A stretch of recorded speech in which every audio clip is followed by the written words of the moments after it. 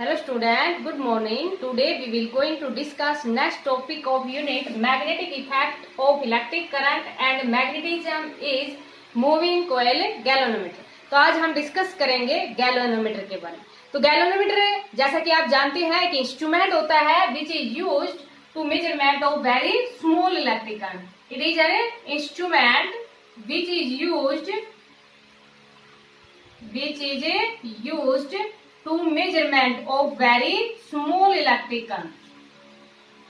अगर थोड़ा सा भी अगर करंट प्रोड्यूस हो रहा है to measurement of a very small electric current, ये वेरी स्मॉल इलेक्ट्रिक करंट। देखो अगर थोड़ा सा भी करंट अगर प्रोड्यूस हो रहा है उसके अंदर मीन्स थोड़ा सा भी करंट अगर फ्लो कर रहा है तो गैल्वेनोमीटर है वो डिफ्लेक्शन दिखाएगा। जैसा कि पोटेंशियोमीटर जब एपरेटस से रिलेटेड जो हमने आर्टिकल्स करवाए थे तो उसमें हमने गैल्वेनोमीटर का यूज किया था कि अगर जो कि जैसे स्लाइड करते थे उस पे आपको ध्यान है ना, गैल्वेनोमीटर जो नल डिफ्लेक्शन मेथड के ऊपर बेस्ड था। तो अगर थोड़ा सा भी अगर करंट फ्लो कर रहा है तो गैल्वेनोमीटर शोज डिफ्लेक्शन। तो एक इंस्ट्रूमेंट है जिसका यूज किया जाता है to measurement of very small electric current. और भी इसके काफी यूजेज हैं कि जैसे है galvanometer is converted into ammeter, galvanometer is converted into voltmeter by connecting. जैसे कि एमीटर के अंदर लो रेजिस्टेंस की बात करते हैं पैरेलल के लिए और वोल्टमीटर के लिए हाई रेजिस्टेंस की बात करते हैं सीरीज के अंदर। तो ये हम आगे अभी डिस्कस करेंगे इसके बाकी के यूजेस के बारे में। तो अभी ये तो आप जानते ही हैं, अगर थोड़ा सा भी करंट फ्लो कर रहा है तो गैल्वेनोमीटर शोज डिफ्लेक्शन। तो ये इस तरह का इंस्ट्रूमेंट होता है, ठीक है। अब ये वर्क कैसे करता है, इसकी कंस्ट्रक्शन, इसके क्या क्या पार्ट्स हैं, ये किस प्रिंसिपल के ऊपर वर्क करता है वो अभी हम डिस्कस करेंगे। तो प्रिंसिपल क्या है, तो जैसे कि हमने बताया था पीछे ही प्रीवियस वीडियो में बताया था आपको कि करंट कैरिंग कॉइल को जब मैग्नेटिक फील्ड के अंदर रखते हैं तो टॉर्क एक्सपीरियंस होता है और वही इसका प्रिंसिपल है। किसके अंदर क्या होता है, करंट कैरिंग कॉइल होती है और उसको मैग्नेटिक फील्ड में रखते हैं तो टॉर्क एक्सपीरियंस होता है। तो इसका जो प्रिंसिपल है मीन्स किस प्रिंसिपल के ऊपर ये वर्क करता है। और प्रिंसिपल आपको बताया था कि जो जैसे कि मान लीजिए इसका प्रिंसिपल है उसके ऊपर यही वर्क करेगा। एक हमारे पास लॉ होते हैं जो यूनिवर्सली ट्रूथ होते हैं जैसे कि न्यूटन के लॉ है, और एक प्रिंसिपल होते हैं कि हर एक इंस्ट्रूमेंट का प्रिंसिपल है वो अलग अलग है। जैसे कि जनरेटर पढ़ेंगे तो जनरेटर का प्रिंसिपल अलग होगा, मोटर का आपने पढ़ा था तो मोटर का प्रिंसिपल अलग था। तो हर एक इंस्ट्रूमेंट का प्रिंसिपल अपना अलग अलग है और जो लॉ होते हैं वो यूनिवर्सली ट्रूथ होते हैं। तो इसका प्रिंसिपल क्या है कि when A current carrying coil, when A current carrying coil, एक करंट कैरिंग कॉइल को प्लेस्ड किया जाता है, placed in A magnetic field. Main तो इसके अंदर यही है, एक करंट कैरिंग कॉइल होनी चाहिए, दूसरा क्या होना चाहिए, मैग्नेटिक फील्ड होना चाहिए। तो इट प्रोड्यूस टॉर्क, कि जब एक करंट कैरिंग कॉइल को मैग्नेटिक फील्ड में रखते हैं तो टॉर्क एक्सपीरियंस होता है। जैसे कि आपने देखा था कि नेट फोर्स था वो जीरो हो गया था। जब नेट फोर्स जीरो हो गया था देन जो फोर्स थे वो डिफरेंट लाइन ऑफ एक्शन पे वर्क कर रहे थे, दे फॉर्म में couple and tends to rotate the, जैसे कि आपके पास कोयल थी उसको एंटी क्लॉकवाइज डायरेक्शन में रोटेट किया तो फोर्स मल्टीप्लाई परपेंडिकुलर डिस्टेंस आपके पास क्या होता है, टॉर्क।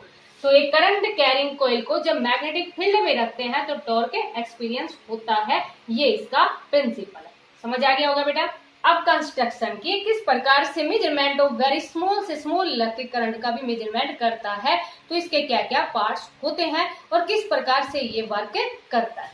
तो देखो आप कंस्ट्रक्शन की बात करते हैं तो कंस्ट्रक्शन के अंदर मेन तो आपके पास जैसे कि बताया ना, मेनली एक करंट कैरिंग कॉइल और मैग्नेटिक फील्ड, बाकी तो पार्ट्स आपके पास इसके कनेक्टेड पार्ट ही है। जैसे कि ये कनकेव मिरर है, तो यहाँ देखो आपके पास मेन तो क्या है, बिल्कुल सिंपल सा डायग्राम है। और डायग्राम आपके पास जब भी कंस्ट्रक्शन की बात करते हैं तो डायग्राम है वो मेन होता है। तो डायग्राम क्या प्रैक्टिस करना, वैसे इतना कुछ बड़ा कुछ है नहीं इसके अंदर डायग्राम के अंदर। कि डायग्राम के अंदर मेनली आपके पार्ट्स क्या है, आपके पास जो पार्ट्स है वो क्या है, एक करंट कैरिंग कॉइल और दूसरा मैग्नेटिक फील्ड। मेनली तो ये है, बाकी तो इसके साथ कनेक्टेड पार्ट है, ठीक है बेटा। तो देखो इसके अंदर हमारे पास कंस्ट्रक्शन के अंदर क्या होता है, ये कॉइल है जैसे कि रेक्टेंगुलर कॉइल ले रखी है क्योंकि रेक्टेंगुलर कॉइल ही हमने पीछे भी डिस्कस की थी। तो देखो इसमें हमारे पास क्या है कि करंट कैरिंग कॉइल है और करंट कैरिंग कॉइल का नाम क्या है, PQRS1, एक करंट कैरिंग कॉइल है। और ये लार्ज नंबर ऑफ कितने भी, देखो आपको बताया था कि जैसे कि पहले हमने 1 टर्न्स की बात की थी, फिर लार्ज नंबर ऑफ टर्न्स के लिए n से मल्टीप्लाई कर दिया था, तो टॉर्क एक्सपीरियंस हुआ था ना। तो टॉर्क एक्सपीरियंस हुआ था वो हमारे पास कितना हुआ था, NIBA sine of alpha. For radial magnetic field के लिए अल्फा है वो 90 डिग्री था, कि अल्फा हमारे पास क्या था, जो एंगल लिया था makes with the direction of magnetic field such that they are perpendicular to each other, means normal of the plane of coil makes with the direction of magnetic field, उस angle को हमने क्या कहा था, alpha. ठीक है बेटा। तो देखो अब इसमें हमारे पास क्या है कि एक रेक्टेंगुलर कॉइल है of large number of turns of insulated copper wire, किसकी है, insulated copper wire, wounding over a, और इसको हम वाउंड कर देते हैं किससे, non magnetic metallic frame, means conducting frame से कर देते हैं, metallic frame, non magnetic metallic frame से इसको वाउंड करते हैं कंप्लीट को। क्यों करते हैं, यहाँ पर ये जो मेटेलिक फ्रेम क्यों लिया, metallic frame means conducting frame ले रखा है, क्योंकि मूविंग कॉइल गैल्वेनोमीटर है वो वर्क करता है as a, means moving coil galvanometer को एक डेड बीट गैल्वेनोमीटर भी कहते हैं। डेड बीट गैल्वेनोमीटर मीन्स कि जो आपके पास, जैसे कि यहाँ पर हम जनरली ब्रास का यूज करते हैं, मटेरियल है ब्रास, उसका हम यूज करते हैं। डेड बीट गैल्वेनोमीटर मीन्स क्या होता है कि जैसे कि मान लीजिए इसके अंदर अगर हम ये ना ले, नॉन मेटेलिक मैग्नेटिक फ्रेम ना ले, मीन्स कंडक्टिंग फ्रेम ना ले, तो जैसे कि अगर करंट फ्लो करेगा तो जो नीडल है ना, जो सुई होती है गैल्वेनोमीटर के अंदर, वो हिलती रहेगी, फिर हमें वेट करना पड़ेगा कि ये कब रुके, कब इसकी रीडिंग ले। तो इसके अंदर क्या कर देते हैं कि कंडक्टिंग फ्रेम है उससे इसको कंप्लीटली को वाउंड कर देते हैं, ताकि ये एडीज करंट इसके अंदर प्रोड्यूस हो जाए। एडीज करंट अभी हमारे पास नेक्स्ट यूनिट आएगी इलेक्ट्रोमैग्नेटिक इंडक्शन, उसके अंदर हम बात करेंगे एडीज करंट की। Current induce in bulk pieces of conductor when amount of magnetic flux links with the conductor change, उनको हम एडीज करंट कहते हैं। तो ये बेटा अभी थोड़ा वेट करना, अगले यूनिट में आपको बताएंगे एडीज के बारे में, काफी इंपोर्टेंट टॉपिक है वो भी। तो यहाँ पर एडीज करंट प्रोड्यूस हो जाती है, मीन्स जो अपोज करते हैं फ्लो ऑफ करंट को। एडीज करंट जस्ट ये समझना, जो अपोज करते हैं फ्लो ऑफ करंट को, जैसे कि रेजिस्टेंस का होता है, इस तरह से ही वो एडीज करंट होते हैं। तो यहाँ पर देखो क्या होगा, अपोज करेगा तो वो जो सुई है ना जो हिल रही थी वो एक ही पॉइंट पे आ जाती है, और रीडिंग है वो इजिली हम ले लेते हैं। इसलिए इसको क्या करते हैं कि ये जैसे इंसुलेटेड कॉपर वायर थी, large number of turns of insulated copper wire है, उसको वाउंड करते हैं non magnetic metallic frame means conducting frame, usually हम ब्रास का यूज करते हैं, उससे वाउंड करते हैं। समझ आ गया होगा बेटा। अब देखो ये जो कॉइल है उसके एक एंड को ये टॉर्जन हैंड है, मीन्स इससे ये जो सस्पेंशन, ये जो वायर ले रखी है, क्योंकि कनेक्ट तो करना ही पड़ेगा ना सस्पेंशन वायर, और ये जो वायर ले रखी है ना ये फास्पर ब्रोंज की स्ट्रिप है, मीन्स ये जो वायर ले रखी है ये किसकी ले रखी है, फास्पर ब्रोंज की। अच्छा, इसके पीछे भी इसका रीजन है कि फास्पर ब्रोंज की क्यों ली जाए। ये जो वायर है वो किसकी ले रखी है, फास्पर ब्रोंज की ले रखी है। इसके पीछे भी इसका रीजन है, क्योंकि ये जो कॉइल रोटेट करेगी तो इसका जो ट्विस्ट होता है ना रोटेशन का, मीन्स ये जल्दी से टूटती नहीं है और फ्रीली रोटेट कर लेती है इजिली। तो इसलिए इसके अंदर जैसे कि एक एंड है इस वायर का, कंस्ट्रक्शन बता रहे हैं बेटा अभी, किसका एक एंड है वो देखो ये कनकेव मिरर। कनकेव मिरर का काम क्या है कि ये देखने के लिए कि गैल्वेनोमीटर के अंदर डिफ्रैक्शन हो रहा है या नहीं। ये देखो अंदर का पार्ट है, जब आप बाहर से देखोगे तो आपको बस ओनली उसके अंदर जी लिखा मिलेगा और रीडिंग लिखे मिलेंगे, अंदर का पार्ट है मीन्स किस तरह से वर्क करता है। ठीक है बेटा। तो देखो इसके अंदर एक कनकेव मिरर लगा होता है, एक एंड से ये कनकेव मिरर और ये फिर ये जो टॉर्जन हेड है इससे इसको कनेक्ट कर दिया। कनकेव मिरर का काम क्या है, to measure deflection in the galvanometer या to see the deflection in the galvanometer, कि गैल्वेनोमीटर के अंदर डिफ्लेक्शन हो रहा है या नहीं हो रहा है, हम बाहर से तो देखेंगे। तो ये हमारे पास कनकेव मिरर लगा रखा है। ठीक है बेटा। दूसरा एंड है इसका वो स्प्रिंग से कनेक्ट कर रखा है। स्प्रिंग, यहाँ स्प्रिंग का एक मेन रोल है, और स्प्रिंग को फिर ये एंड T2 से टर्मिनल है, ये T1 T2 क्या है हमारे पास टर्मिनल है, क्योंकि इसको कनेक्ट तो करेंगे ना कंप्लीटली को भी। तो आपके पास जैसे केज के अंदर इसको जो हमारे पास एक केज सा ले रखा है ना, जस्ट लाइक जैसे फैराडे केज बताया था, ऐसे इसको भी तो करेंगे ना, ताकि एयर का इस तरह से कोई डिस्टर्बेंस नहीं हो। कवरिंग तो हर एक की होती है, जैसे हम भी तो मकान में इस तरह से रहते हैं ना, तो हर एक की होती है कवरिंग, तो जैसे कि इसकी कवरिंग कर रखी है ना, तो ये इसलिए ले रखी है टर्मिनल। और ये जो कवरिंग है ये T1 और T2 टर्मिनल, इसको यहाँ ऐसे इससे स्क्रू से इसको टोटली कनेक्ट कर दिया। समझ आ गया बेटा। देखो अब इसमें क्या है, इसके एक एंड है, समझ आ गया, एक एंड, दूसरा एंड है वो स्प्रिंग इसके साथ कनेक्ट कर रखा है। स्प्रिंग का यहाँ मेन रोल है, क्योंकि जैसे ये कोयल है ऐसे यू रोटेट करेगी तो ये जो स्प्रिंग है उसके अंदर एक्सटेंशन आ जाएगा, जैसे इस तरह की पोजीशन आएगी ये कॉम्प्रेस हो जाएगी, उसी पोजीशन में आएगी। तो स्प्रिंग का मेन रोल है, स्प्रिंग को टर्मिनल T2 से कनेक्ट करती है। ठीक है बेटा, यहाँ ये देखो आपके पास क्या ले रखा है, सॉफ्ट आयरन कोर ले रखा है। सॉफ्ट आयरन कोर यहाँ पर इस कोयल के अंदर रखते हैं, क्यों रखते हैं, ताकि ये जो सॉफ्ट आयरन कोर को इसके अंदर रखते हैं ना, और ये आपके पास जैसे वाउंड कर रखा था नॉन मैग्नेटिक मेटेलिक फ्रेम से, कंडक्टिंग फ्रेम से कर रखा था, तो इस सॉफ्ट आयरन कोर रखने से ना ये वायर है वो आपस में एक दूसरे के साथ टच नहीं होती और फ्रीली ये कोयल है वो इस तरह से रोटेट करती रहती है। तो ये इसलिए इसके अंदर सॉफ्ट आयरन कोर को रखा गया है। ठीक है बेटा, तो ये देखो सॉफ्ट आयरन कोर है, यहाँ पर ये जैसे कि रखा हुआ है, तो इसी को ये इसकी शेप है वो किस टाइप की ले रखी है, रेक्टेंगुलर शेप की ले रखी है, ये सर्कुलर शेप की भी ले सकते हैं, इसमें इतना कोई वो नहीं है, ताकि रेक्टेंगुलर की कोई ले रखी थी इसलिए ये भी इसी शेप की ले रही, ताकि इजिली है वो इस तरह से ये रोटेट करती रहे। ठीक है बेटा, दूसरा देखो मेन आपके पास क्या है कि इस कोयल को मैग्नेटिक फील्ड में रखते हैं, और स्ट्रॉन्ग मैग्नेटिक फील्ड अप्लाई करने के लिए ये मत समझना बेटा ये डिजाइन बनाया हुआ है, ये आपके पास शेप ही है कि स्ट्रॉन्ग मैग्नेटिक फील्ड के लिए या जैसे कि रेडियल मैग्नेटिक फील्ड बनाने के लिए इसकी जो शेप है ना, जो पोल पीसीज होते हैं मैग्नेट को, इसको इस प्रकार से कट करते हैं ताकि वो किसकी शेप में हो, कनकेव शेप में हो। डिजाइन मत समझना, ध्यान से बनाना है डायग्राम को कि ये कौन सी शेप में, जैसे कि आपके पास किसी बुक में सिलेंड्रिकली शेप भी मिलेगा, तो सिलेंडर भी तो जस्ट इसी तरह का ही होता है ना, इस शेप का ऐसे ही तो होता है सिलेंड्रिकली, तो इसको कनकेव शेप भी बोल दोगे, या जस्ट आप सिलेंड्रिकली शेप का बनाओगे तो कंप्लीटली मैग्नेट बनानी पड़ेगी, नहीं तो ये इस तरह से आप बना देना, क्या कह दोगे, स्ट्रॉन्ग मैग्नेटिक फील्ड बनाने के लिए पोल पीसीज को कट किया जाता है इन शेप ऑफ कनकेव। ठीक है बेटा, या सिलेंड्रिकली शेप बनाओगे तो फिर आपको पूरी जो मैग्नेट है उसका बनाना पड़ेगा जस्ट इस तरह से, जैसे कि ये जो मैग्नेट है वो ऐसे बनानी पड़ेगी, फिर आपको सिलेंड्रिकली शेप में इस तरह से ऐसे बनानी पड़ेगी, फिर दोनों तरफ ऐसे रखने पड़ेंगे, और इससे काम चल जाएगा, इसी तरह की शेप का ही means concave shape. Strong magnetic field, strong magnetic field means जैसे कि रेडियल मैग्नेटिक फील्ड बनाने के लिए एक तो आयरन सॉफ्ट आयरन कोर का यूज करते हैं विद इन द कोयल के अंदर, और दूसरा हम किसका यूज करते हैं, कनकेव शेप का रेडियल मैग्नेटिक फील्ड बनाने के लिए। Radial magnetic field means maximum torque experience करने के लिए, radial magnetic field means alpha is equal to 90 degree, अभी थोड़ी देर में डिस्कस कर रहे हैं उसको, समझ आ गया बेटा। तो देखो इस प्रकार ये तो हमारे पास क्या थी, इसकी कंस्ट्रक्शन थी, समझ आ गई होगी। अब हम बात करते हैं किसकी, वर्किंग की बात करते हैं कि किस प्रकार से ये वर्क करती है।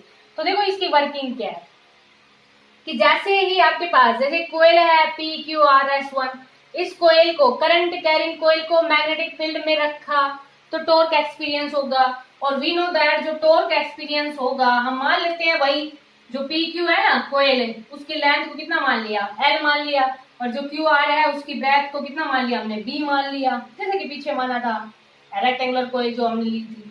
तो वी नो सीधा लिख देंगे torque experience by the coil is, इसके द्वारा जो टॉर्क एक्सपीरियंस होगा वो हमारे पास कितना होगा, NIBA साइन ऑफ अल्फा।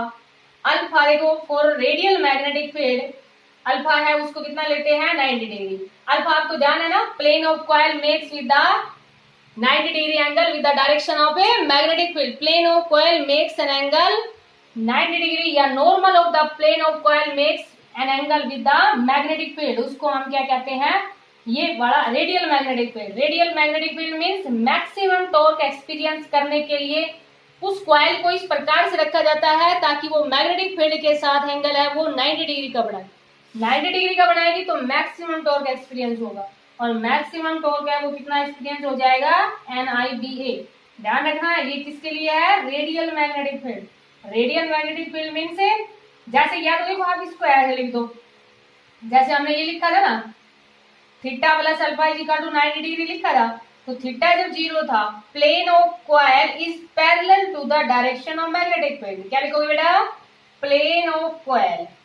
जैसे कि इसमें देखो या तो हम ये कर लिख सकते हैं normal of plane of coil makes an angle with the direction of magnetic field, normal of plane of coil. ध्यान से समझना बेटा इसको, क्योंकि रेडियल मैग्नेटिक फील्ड की कंडीशन तो आपको लिखनी ही पड़ेगी, यहाँ पर दो ही तो लाइन है, क्या है आपके पास, या तो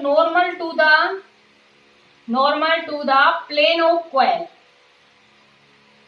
plane of coil with the direction of magnetic field, with the direction of a magnetic field।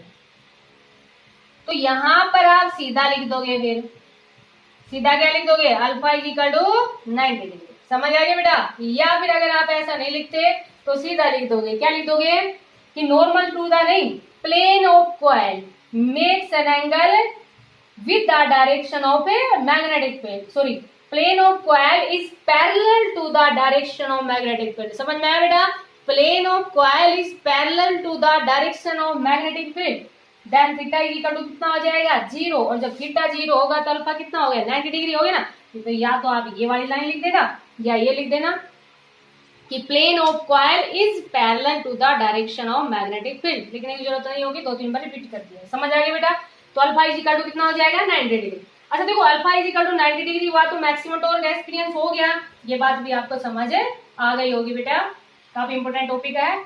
समझ में नहीं भी आया है तो दोबारा इसको देखो, समझना तो पड़ेगा। वैसे ही जी ये टॉपिक है, समझ आ गई होगी। तो देखो यहाँ पर मैक्सिमम टॉर्क एक्सपीरियंस हुआ, और मैक्सिमम टॉर्क है वो कितना एक्सपीरियंस हुआ बेटा, NIBA। ठीक है। अब देखो जब ये कोयल रोटेट करती है ना, तो जैसे कि हमने स्प्रिंग का पढ़ा है ना, स्प्रिंग के बारे में, जैसे कि जो आपके पास इलास्टिक पोटेंशियल एनर्जी ने स्प्रिंग पढ़ी थी, हमने ध्यान है ना आपको।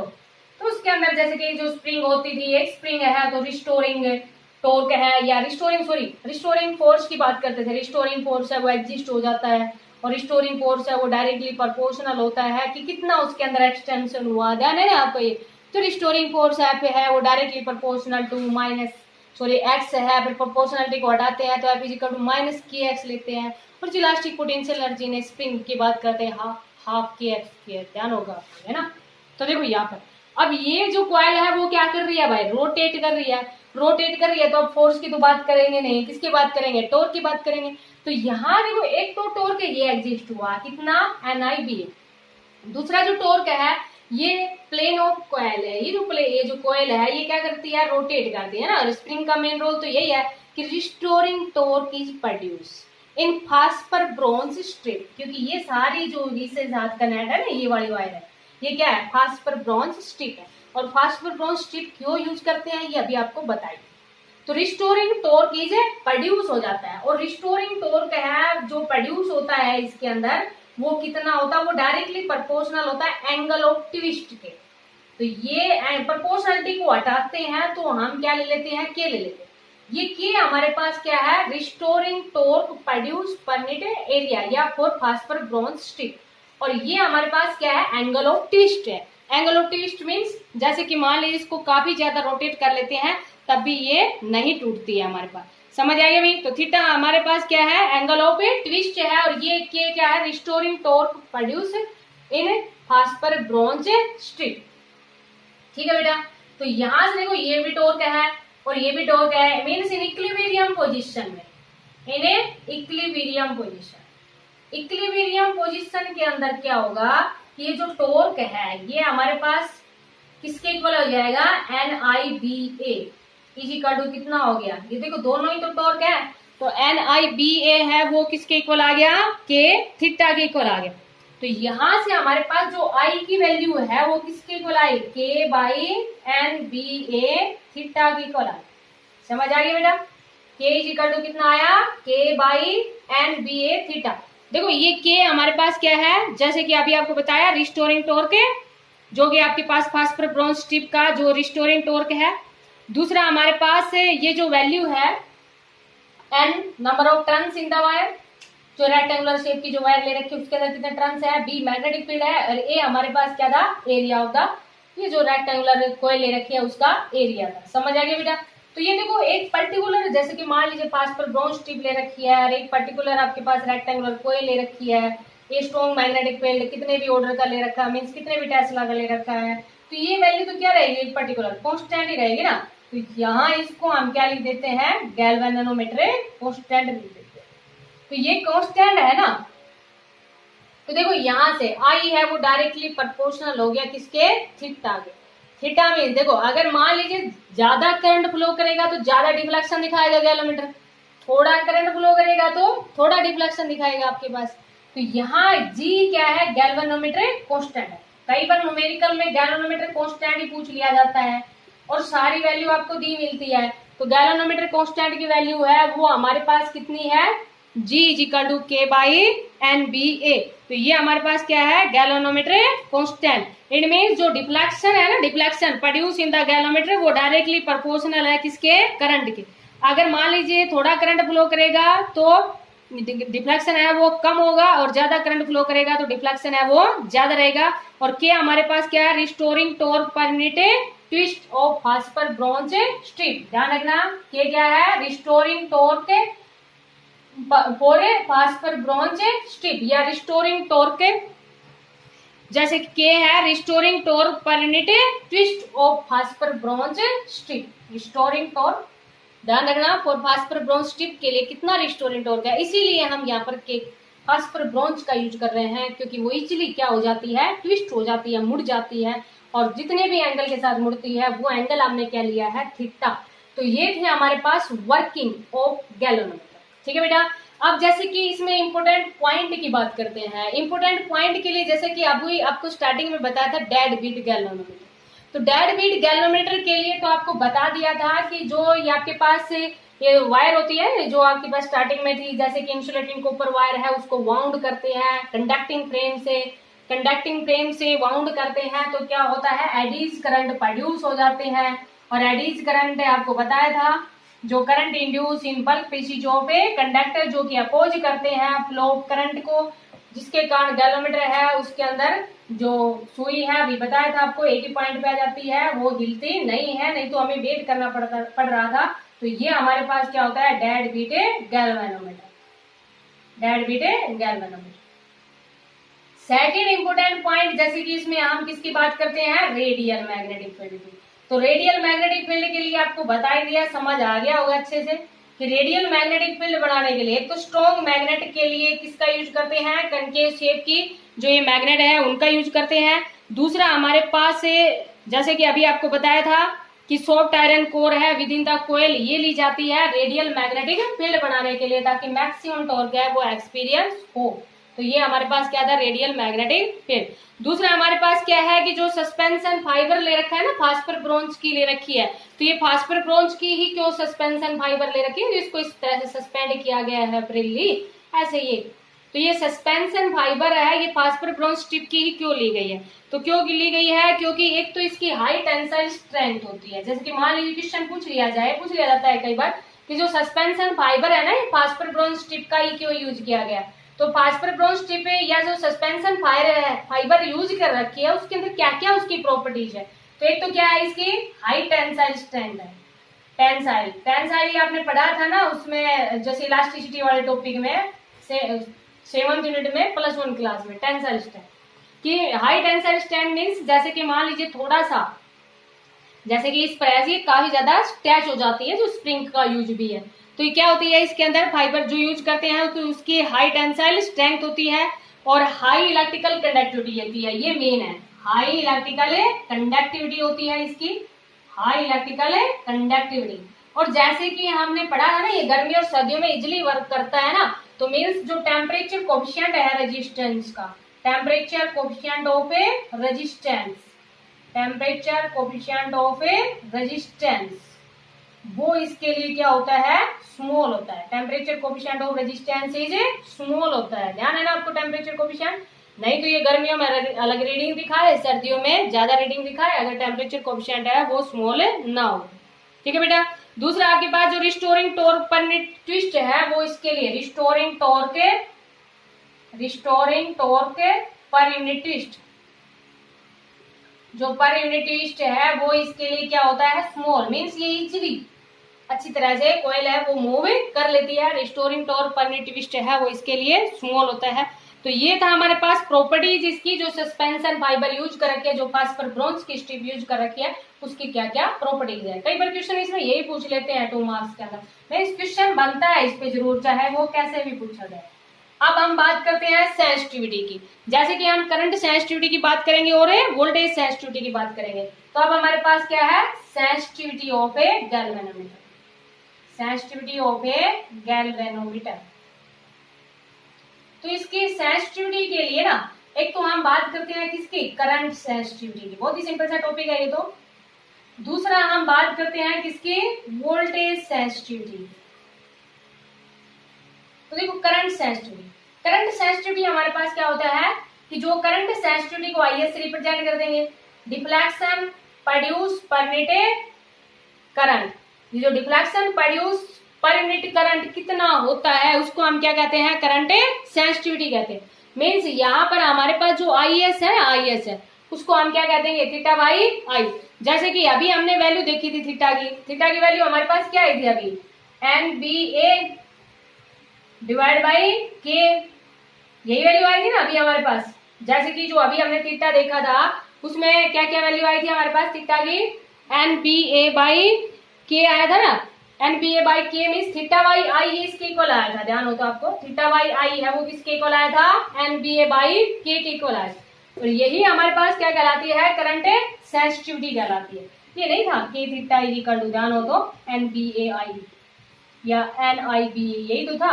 अब यहाँ पर थीटा अपॉन आई इसके को नीचे ले जाओ, तो ये हमारे पास क्या थी, करंट सेंसिटिविटी। तो करंट सेंसिटिविटी होती है deflection produce per unit current, कि कितना डिफ्लेक्शन प्रोड्यूस हुआ। जैसे कि मान लीजिए थोड़ा सा करंट प्रोड्यूस कर रहे हैं तो कितना डिफ्लेक्शन उसके अंदर हुआ, उसको हम क्या कहते हैं, उसकी करंट सेंसिटिविटी कहते हैं। यूनिट तो सिंपल सी है बेटा, करंट की यूनिट क्या होती है, रेडियन या डिवीजन, और करंट की सॉरी एंगल की क्या होती है, रेडियन या डिवीजन कह दो, और करंट की क्या होती है, एम्पियर। तो ये इसकी क्या हो जाएगी, यूनिट। सिंपल टॉपिक है ये तो। अब वोल्टेज सेंसिटिविटी की बात करते हैं, तो जब वोल्टेज सेंसिटिविटी की बात करेंगे ना तो ये थीटा बाई वी ले लेना बस, थीटा बाई वी लोगे ना तो थीटा बाई आई तो ये था, और वी जी कर दो कितना होता है, आई आर होता है। तो ये हमारे पास क्या कहलाएगी, वोल्टेज सेंसिटिविटी कहलाएगी। वोल्टेज सेंसिटिविटी क्या हो जाएगी, एन बी ए बाई के आर। वोल्टेज सेंसिटिविटी की यूनिट क्या हो जाएगी, रेडियन वोल्ट इनवर्स, या हम क्या कह दोगे, डिवीजन वोल्ट इनवर्स। तो ये हमारे पास किसकी यूनिट हो गई, वोल्टेज सेंसिटिविटी की होगी। समझ आ गया होगा बेटा आपको। तो ये था हमारे पास सेंसिटिविटी ऑफ गैलोमीटर, ठीक है। अब ये है कि ये जो सेंसिटिविटी ऑफ गैलोमीटर है ना, इसको कैसे इंक्रीज किया जाए। तो सेंसिटिविटी ऑफ गैलोमीटर है उसको कैसे इंक्रीज किया जाए, तो सेंसिटिविटी ऑफ गैलोमीटर के अंदर जैसे कि मेनली हमारे पास क्या आया, एन बी ए बाई के ही तो आया। सेंसिटिविटी ऑफ गैलोमीटर है उसको कैसे इंक्रीज किया जाए ताकि वो थोड़ा सा भी करंट अगर प्रोड्यूस हो रहा है तो गैलोमीटर है वो डिफ्लेक्शन दिखाए। बेटा तो बेटा समझ आ गया होगा ये। तो how increase the sensitivity of galvanometer, कि जो गैल्वेनोमीटर है उसकी सेंसिटिविटी है उसको कैसे इंक्रीज किया जाए। तो जैसे कि जो सेंसिटिविटी ऑफ गैल्वेनोमीटर है उसके लिए अभी हमारे पास जो फॉर्मूला है वो क्या था, अभी यही तो फॉर्मूला था, theta by I is equal to N B A by K. तो सेंसिटिविटी ऑफ गैल्वेनोमीटर मींस थोड़ा सा भी अगर करंट फ्लो कर रहा है तो गैल्वेनोमीटर के अंदर डिफ्लेक्शन हो तो इट मींस वो ज्यादा सेंसिटिव होगा। समझ आ रही है बेटा। तो सेंसिटिविटी ऑफ गैल्वेनोमीटर है वो किस किस के ऊपर डिपेंड कर रही है, number of turns in the coil के ऊपर डिपेंड कर रही है, बी मैग्नेटिक फील्ड के ऊपर डिपेंड कर रही है, ए एरिया ऑफ द कोयल के ऊपर डिपेंड कर रही है, और के हमारे पास क्या है, फास्फोर ब्रॉन्ज स्टिक। थोड़ा सा भी करंट है तो गैल्वेनोमीटर ज्यादा डिफ्लेक्शन दिखाए। ये ज्यादा कब हो सकता है, जब एन बी ए तो क्या हो, लार्ज, और के है वो कैसा हो, स्मॉल, तो ये ज्यादा डिफ्लेक्शन दिखाएगा। सिंपल सी बात है, समझ आ गया बेटा। देखो यहाँ पर थोड़ा सा भी अगर करंट प्रोड्यूस हो रहा है तो गैल्वेनोमीटर डिफ्लेक्शन दिखाए, इट मींस ये किसके ऊपर डिपेंड कर रहा है, एन बी ए के ऊपर डिपेंड कर रहा है। तो ये एन बी ए तो कैसा हो, लार्ज, और के कैसा हो, स्मॉल। अब ये तो ये सेंसिटिविटी ज्यादा हो सकती है ना। अब देखो बेटा, एन है number of turns in the coil. अब नंबर ऑफ टर्न्स है कोयल के अंदर वो एक लिमिट से बढ़ा सकते, क्योंकि अगर ज्यादा नंबर ऑफ टर्न्स ले लेंगे कोयल के अंदर तो कोयल काफी ज्यादा बल्की हो जाएगा और इजीली से फिर मूव नहीं कर पाएगा। बी मैग्नेटिक फील्ड है, ये मैग्नेटिक फील्ड के लिए तो ऑलरेडी कन के शेप की है, जो सिलेंड्रिकली शेप की मैग्नेट ले रखी है स्ट्रॉन्ग मैग्नेटिक फील्ड करने के लिए, रेडियल मैग्नेटिक फील्ड बनाने के लिए, तो ले रखा है। ए है एरिया, ये भी वही बात होगी। अगर एरिया ऑफ कोयल है मींस लेंथ और ब्रेथ को ज्यादा ले लेंगे तो अगेन आपके पास कोयल है वो डीमैग्नेटाइजेशन प्रोसेस भी होगा यहाँ पर, जो कि हम आगे डिस्कस करेंगे। तो अभी ये ध्यान रखो, अगेन जो कोयल है वो काफी ज्यादा हैवी हो जाएगी, मींस बल्की हो जाएगी। तो भी इतना नहीं कर ले सकते, ये एक लिमिट से ही बढ़ा सकते हैं, और ये लिमिट से हमने बढ़ा ही रखे हैं। तो फिर के को स्मॉल किया जाए, और के को स्मॉल करने के लिए हमने फास्फर ब्रोंज की स्ट्रिप ले रखी है, क्योंकि फास्फर ब्रोंज स्ट्रिप के लिए के की वैल्यू स्मॉल होती है। तो ये था हमारे पास सेंसिटिविटी कि जो गैलोमीटर की सेंसिटिविटी है वो condition for a sensitive galvanometer कि उसके लिए क्या क्या कंडीशन हो सकती है। तो मेनली किसके ऊपर डिपेंड करेगा, के ऊपर, कि वैल्यू ऑफ के को डिक्रीज किया जाए या नंबर ऑफ टर्न्स और इनको इंक्रीज किया जाए। तो इनको हम एक इंक्रीज एक लिमिट से कर सकते हैं, ओनली इसी को डिक्रीज कर सकते हैं, और इसको डिक्रीज करने के लिए हमने ऑलरेडी क्या ले रखा है, फास्फर ब्रोंज स्ट्रिप का यूज कर रखा है। ठीक है बेटा, अब इसके हम यूजेस की बात करते हैं कि गैलोमीटर है उसका यूज कहाँ कहाँ करते हैं। तो ये काफी इंपोर्टेंट आर्टिकल है आपके पास। एक तो स्मॉल से स्मॉल करंट को मेजर करने के लिए गैलोमीटर का यूज करते हैं। Galvanometer is converted into ammeter by connecting a low resistance, जिसको हम संट कहेंगे, in parallel with the galvanometer. तो ये हम डिस्कस करेंगे आगे। और it is converted into voltmeter, a high resistance का यूज करते हैं सीरीज के अंदर। तो ये गैलोमीटर के यूजेज हैं। तो ये यूजेज अभी आगे के जो टॉपिक होंगे वो हमारे पास यही रहेंगे, संट, एमीटर और वोल्टमीटर। उसके बाद में ये चैप्टर कंप्लीट हो जाएगा। तो इसको आप काफी अच्छी तरह से समझना, वीडियो को 2 या 3 बार देखना, फिर अच्छी तरह से आपको समझ आ जाएगा। तो इसी से रिलेटेड है आगे के टॉपिक हमारे पास। Thank you, have a nice day.